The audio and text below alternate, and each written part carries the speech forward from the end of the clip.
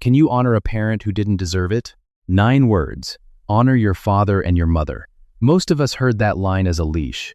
Obey them. Agree with them. Never raise your voice. Never push back. Do what you are told. But the Hebrew word sitting underneath our English word honor does not mean obey. It means weight, something heavy, something with mass, something you cannot casually shove aside. And the moment you see that, a question a lot of people have carried in silence finally has an answer.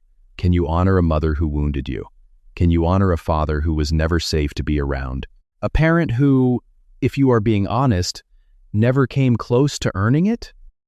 Here is what I want you to walk away with. By the end of this study, you will know the difference between honoring a parent and obeying one, and why that one distinction changes everything you thought this commandment demanded of you. You will see that honor has a ceiling, a line it was never meant to cross, and you will understand what honor actually looks like when the relationship is broken, when it still hurts, even when the wisest and safest thing you can do is keep your distance. None of that is a loophole. It is the plain meaning of the words, once you stop reading them in English and start reading them the way they were written. Because here is the part almost nobody says out loud. There is a second half to this commandment. The same God who told children to give their parents weight turned around and handed a command to the parents too. And when you hear what it says, you will understand why this verse was never designed to be a weapon in the hands of the very person who hurt you. But we are getting ahead of ourselves. It starts with that one strange word, wait. So let us begin there. The first thing you have to understand is the word itself, because everything else in this study hangs on it. The Hebrew verb is kabod, and its root carries the plainest, most physical idea you can imagine. Heaviness, something with mass, something dense enough that you feel it the moment you try to lift it. You can watch the word do ordinary work all over the Bible. When Genesis says the famine was severe in the land, that is this word. The hunger was heavy. When Moses stands at the burning bush and tries to talk his way out by saying he is slow of speech, the Hebrew literally calls him heavy of mouth and heavy of tongue. And when Pharaoh refuses to let the people go, his heart is described the very same way. Weighed down, immovable. It even shows up as a plain description of a body. When the old priest Eli falls backward off his seat and dies, the account tells us he was old and heavy. No poetry there, just weight. Now hold on to that, because the same 3 letters give the Hebrew language its word for glory, kavod. When Israel spoke about the glory of God, they were not reaching for something soft and shiny. They meant his weight, his substance, the sheer, undeniable there-ness of him, something so real it presses on the room. So sit with what that does to the commandment. Honor your father and your mother. Give them weight. Treat them as substantial. Let them count for something in the way you speak, in the decisions you make, in where your time and your money actually go. Think about the last real decision you made. Did your parents carry any weight in it at all? Hold that question. And right here is the first piece of the answer we came for. Notice what that word does not say. It does not say your parents were good. It does not say they earned it. It does not measure their performance and then hand out honor as a reward for a job well done. Weight is not a prize you give someone for deserving it. Weight is something you choose to place on the scale. That is why you can honor a parent who failed you without lying about a single thing they did. Honor was never a verdict on them. It has always been a posture in you. Which raises the obvious question, the one you may already be forming. If honor means weight, and weight is not the same thing as approval, then what about obedience? Because obey is the word most of us actually grew up hearing. Do what they say. And this is exactly where the English and the Hebrew quietly split apart. It is also where the real freedom in this commandment begins. So here is the distinction that changes everything. And the strange part is that the Bible makes it right out in the open. We just tend to read past it. When Paul writes to the church in Ephesus, he sets 2 ideas down side by side, in the very same breath, and he is careful to keep them apart. First he says, "Children, obey your parents in the Lord, for this is right." Then he shifts. He quotes the commandment itself. Honor your father and mother. Watch what he just did. Obey. And then, honor. 2 different words, 2 different instructions. If they meant the same thing, he would never have needed both. And the gap between them is not small. Obedience has a season, honor does not. Think about what obedience actually assumes. It assumes someone under your roof, under your care, still learning how the world works, still depending on you for the roof itself. A small child obeys because a small child cannot yet see the danger at the edge of the yard. That is exactly where obedience belongs, under their care, for a time. But you grow up, you move out, you start making the calls that shape your own life. And somewhere in there, the obedience quietly comes to an end. It was always meant to. Picture a woman who is 40 years old.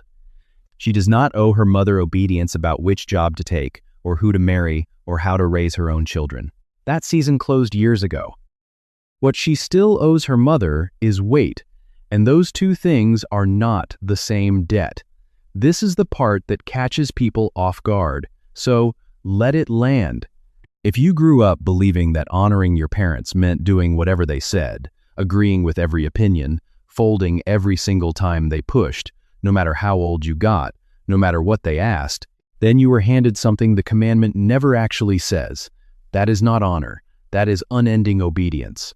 And the Bible does not ask a grown adult for it. You can feel the relief in that, and you should, because it means you are allowed to disagree with your father completely and still refuse to make him weightless. You are allowed to turn down your mother's advice and still show up on the day she genuinely needs you. Honor was never about surrender. It is about how you treat a person, not about handing them the controls to your life, which means the leash so many of us were raised to feel was never actually in the text. Somebody else put it there, and that leads straight into the piece almost nobody talks about, because so far we have only looked at what God said to the children. But this commandment has a second half, written in the same letter, just a few lines further down, and that half is aimed squarely at the parents. Once you hear it, the whole balance of this command shifts under your feet. Here's the part that almost never makes it into the sermon. Go back to that same letter, Ephesians, the one where Paul lines up obey and honor. Keep reading a few sentences past the commandment, and you run straight into a line most of us were never handed. Fathers, do not provoke your children to anger. He says it again in his letter to the Colossians. Fathers, do not embitter your children, or they will lose heart. Read that slowly, because there is a whole world inside it. Do not provoke. Do not embitter. Do not grind the spirit out of a child until there is nothing left in them but discouragement. That is not gentle advice. That is a command. From the same God, in the same breath, about the same household. So look at what we actually have here. This is not a one-way street where the child owes everything and the parent owes nothing. It is a covenant with two sides. God tells the child, give your parents weight. And then God turns to the parent and says, do not become the kind of person who grinds your child down. Both of them are being held to something, and both of them can break it. And that quietly answers a question a lot of you have been carrying. What about the parent who did provoke? The father whose anger filled the whole house? The mother whose words seemed built to make you feel small? The parent who wore a child down on purpose, until that child grew up certain that something was wrong with them. Here is the truth the leash never let you say out loud. That parent broke a commandment too. Honoring them does not require you to pretend otherwise. It never asks you to announce that what they did was fine, that it left no mark, that you somehow had it coming. The same Bible that tells you to give them weight also tells them, in plain words, that they answered to God for how they treated you. God wrote both halves. God saw both halves.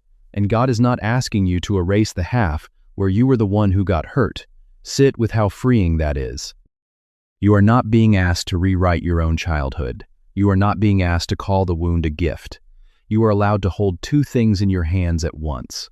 This person is my parent, and I will not treat them as nothing. And also, what they did was wrong, and God himself says so. Those two things do not cancel each other out. They were always meant to be held together. This is why the people who swing this verse like a weapon have it exactly backwards. When a parent quotes, "Honor your father and mother," in order to excuse how they treated you, they are grabbing one half of a command while stepping right over the other half that was written to them. That is not the Bible speaking. That is a person hiding behind it. But if honor does not mean pretending, and it does not mean obeying forever, then a sharper question is already waiting. Is there a point where honor actually stops? A line it will not cross, no matter who is asking. Scripture has an answer for that too, and it is not a quiet one. Yes. And Scripture is not the least bit shy about it. Start with Jesus himself, because he shows you the ceiling before he ever explains it. When he was 12 years old, his family traveled to Jerusalem for a feast. On the way home, his parents realized he was not with them.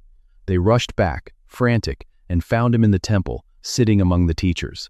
When his mother asked why he had done this to them, he answered that he had to be about his father's business. Notice what that is. A 12-year-old staying behind while his parents traveled a full day in the wrong direction, worried sick, and he was not being difficult for the sake of it. Luke tells us he went home with them afterward and lived under their roof for years. But in that one moment, a higher claim came first. His Father in heaven outranked his mother and father on earth. He says it even more directly later on. Whoever loves father or mother more than me is not worthy of me. That is comparison language, the way people spoke back then, and the meaning is clear enough. Family sits high. Family does not sit highest. And that pattern runs all the way through the Bible. When the authorities ordered the first Christians to stop speaking about Jesus, Peter gave them a single sentence in reply: "We must obey God rather than men." That principle covers every human authority there is: employers, governments, and yes, parents are on that list too. So, here is the ceiling, and this is the piece I promised you at the very start. Honor never requires you to sin. It never requires you to stand there and submit to sin being done to you, and it never, ever requires you to place yourself back inside danger. Say that again, slowly, because somebody watching needs to hear it. If your mother tells you to do something God forbids, honoring her does not mean doing it. If your father's house was a place where you were not safe, honoring him does not mean walking back through that door and pretending everything is fine. The commandment was never designed to hand a parent unlimited power over a grown adult's conscience or over a grown adult's safety. It hands them a permanent claim on your respect. It does not hand them the keys to your life, or your obedience, or your own body. Which brings us to the hardest, and honestly the most beautiful, part of this whole study. Because there is a man in the Bible who lived this exact tension, with the stakes as high as they get. His own father-in-law hunted him across the wilderness, spear in hand, trying to kill him. And what that man chose to do with honor will change the way you read this commandment for the rest of your life. His name was David, and long before he was a king, he was a young man running for his life. The man chasing him was King Saul, and Saul was not a stranger. David had played music in his house to calm him. David had fought his battles. David had married his daughter, which made Saul his father-in-law. This was family, but something curdled in Saul. Jealousy turned into rage, and rage turned into a manhunt. Twice, Saul hurled a spear at David's head while David was simply playing the harp. Then Saul took an army out into the wilderness with a single goal: find the young man and kill him. So picture David now, hiding in caves, sleeping in the rocks, moving camp in the dark. Hunted by the very man who was supposed to be like a father to him. If anyone ever had the right to write a parent off completely, it was this man. And then comes the moment that changes everything. One day Saul walks alone into the very cave where David and his men are hiding, with no idea they are there. He is completely exposed, utterly at their mercy. David's men whisper the obvious: "This is it. God has handed your enemy to you. End it now." David creeps forward in the dark, and instead of driving a blade into the man who wants him dead, he cuts off a small corner of Saul's robe, and he backs away. That is all. And even that, we are told, troubled his conscience. Then David does something you would not expect. He steps out of the cave, at a safe distance, and he calls out to the man hunting him. Listen to what he calls him: "My father." He says, "My father, look at the corner of your robe in my hand. I could have killed you. I did not. I will not lift my hand against you. Sit with the weight of that." David refuses to harm him. David speaks to him with respect. And later, when Saul finally falls in battle, David does not celebrate. He grieves. He writes a song of mourning for the man who spent years trying to kill him. How the mighty have fallen. That is honor. But now watch the other half, because this is the part people miss. David honored Saul. David would not lift a hand against him, and David never once moved back into that palace and pretended everything was fine. He kept running. He stayed in the wilderness. He kept a distance between himself and the man with the spear, and he kept it for years. He gave Saul weight. He did not give Saul access. Read that line again, because it may be the most important sentence in this whole study. He gave Saul weight. He did not give Saul access.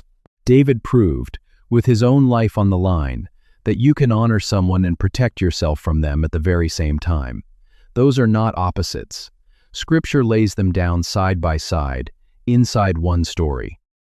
So if you have ever been told that keeping distance from a dangerous parent is the same as dishonoring them, here is a shepherd boy turned king showing you it simply is not true. You can refuse to hate them. You can refuse to harm them. You can speak of them without poison in your voice. And you can still, wisely, stay out of range. But maybe your wound runs deeper than distance. Maybe it is not the danger, but the guilt, that quiet sense that somehow their failure was yours to carry. Scripture speaks to that too, and it may be the most freeing thing you hear all day. If you grew up somehow believing that their failure was your fault, this next part is for you. Slow down and let it in. There is a moment in the book of Ezekiel where God speaks to a generation quietly carrying the weight of their parents' sins. They had a saying back then: the fathers eat sour grapes, and the children's teeth are set on edge. In plain language, the parents did the wrong, and the children paid for it. That is how it feels, does it not? And God interrupts that saying. He says, no, the soul who sins is the one who will answer for it. The son shall not bear the guilt of the father, and the father shall not bear the guilt of the son. Hear what that does. The shame you have been carrying, the sense that you are somehow stained by what was done to you, the fear that one day you are simply going to become them, God lifts it off your shoulders. Their sin was theirs. It was never assigned to you. You are not the debt they left behind. You are not doomed to repeat the pattern you were born into. You are a separate soul, seen on your own, judged on your own, loved on your own. Sit in that for a moment, because a lot of people never have. And there is a deeper ache underneath all of this. For some of you, the problem was never just a difficult parent. The problem was the word father itself. That word got ruined early. It came wrapped in fear, or in absence, or in a man who was never there when it counted. So when someone says God is your father, something in you pulls back, because the only father you knew taught you what that word meant. So here is what I need you to see. The first version of father you were handed does not get to set the ceiling on who God is. Listen to how the Bible describes him: a father to the fatherless.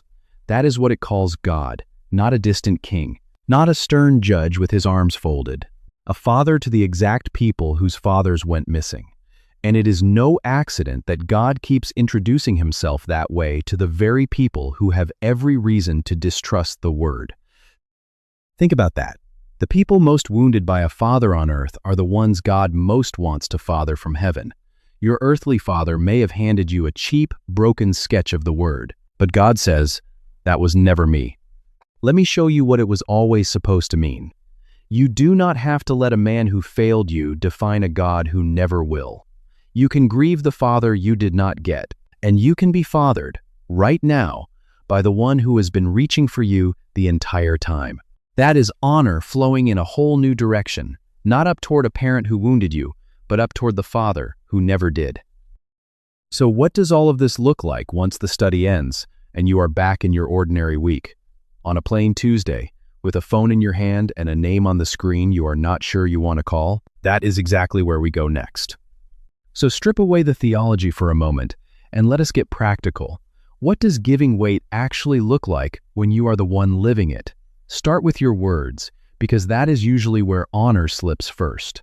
There is a real difference between telling a trusted friend that you are struggling with your mother and turning your mother into a running joke for anyone who will listen.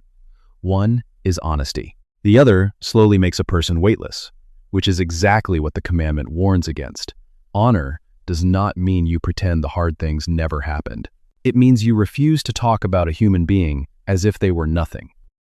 Then there are boundaries, and this is where so many people get tangled up. So, hear this clearly. A boundary can be an act of honor. When you decide that certain behavior is no longer allowed near you, when you stop answering the call that always ends in the same wound, you are not throwing the commandment away. Sometimes keeping distance is the only way to stop a parent from sinning against you one more time. You can love someone, pray for someone, and still lock a door that needed to be locked. For some of you, honor will look like showing up. Driving over on a free afternoon you would rather have kept, handling the paperwork no one else will touch. Sitting through the same story for the 4th time without letting your face give you away. That is real, and it is holy, and if that is your season, God sees it. For others, honor will look quieter and much slower. It looks like forgiveness, which is not the same thing as reconciliation. Forgiveness is you setting down the debt so it stops poisoning you. It does not always mean opening the door again. It does not require the other person to change, or even to still be alive. You can forgive a parent completely and still keep the distance that keeps you safe. And you can hand the rest, all of it, to a God who saw every single thing that happened and has not forgotten one moment of it. And if your parents are already gone, honor does not end at the grave. You can still speak well of what was good in them. You can keep the good alive in how you live. You can forgive what still needs forgiving, even now, even in the quiet. But watch out for the easy escape too. Almost nobody today has to shout at a parent to dishonor them.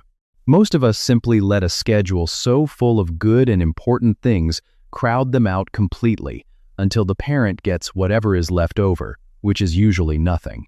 Honor is choosing, on purpose, to make room, not because they earned it, because you have decided who you are going to be. You will do all of this imperfectly. Everybody does. Do it anyway. And notice what has quietly happened here. We started with a command that felt like a trap, a verse that had been used against so many of you, and it turns out it was never a cage at all. It was always a question about the kind of person you are willing to become. Which brings us right back to where we started. So, we come back to those 9 words. Honor your father and your mother. When we started, they sounded like a leash, a demand to obey, to agree, to swallow whatever you were handed and call it love. But you have seen it now. The word underneath was never obey. It was wait. And wait is not a prize you hand people for being good to you. It is a posture you carry, no matter what they did. That is a harder thing than obedience ever was. And, strangely, a much freer thing too. That is the whole answer to the question we came in with. Can you honor a parent who never deserved it? Yes. Not by pretending, not by walking back into harm, not by calling the wound a gift. You honor them the way David honored the man hunting him. You give them weight, and you do not give them power over you. Those two things were never opposites. They can live inside the very same heart. And here is the last thing I want to leave with you. This commandment assumes broken people on both sides of it. It does not wait for a parent to earn it. It hands you no escape clause for the hard families, and nearly every family is a hard family in the end. It simply asks what kind of person you are willing to be towards someone who failed you, and if the word father was ruined for you early, hold on to the turn. The one who gave this command is himself, the Father who has never once failed you. You can set the whole broken thing down in his hands. He was there for every moment of it. He forgot nothing. And he is still, right now, reaching for you. Every one of us was carried by someone before we could walk. Someone fed us when we could not feed ourselves and held our weight when we had none of our own. This commandment simply asks what happens when, one way or another, the carrying has to go the other direction. If this study helped you carry something heavy today, do me one small favor. Give it a like and subscribe so the next one finds you the day you need it most. And if you have ever had to learn honor from a distance, leave a single word in the comments because someone scrolling past needs to know they are not the only one. May the God who is a father to the fatherless give you peace with your past, wisdom for your boundaries, and the grace to give weight without ever losing yourself. God bless you, and I will see you in the next study.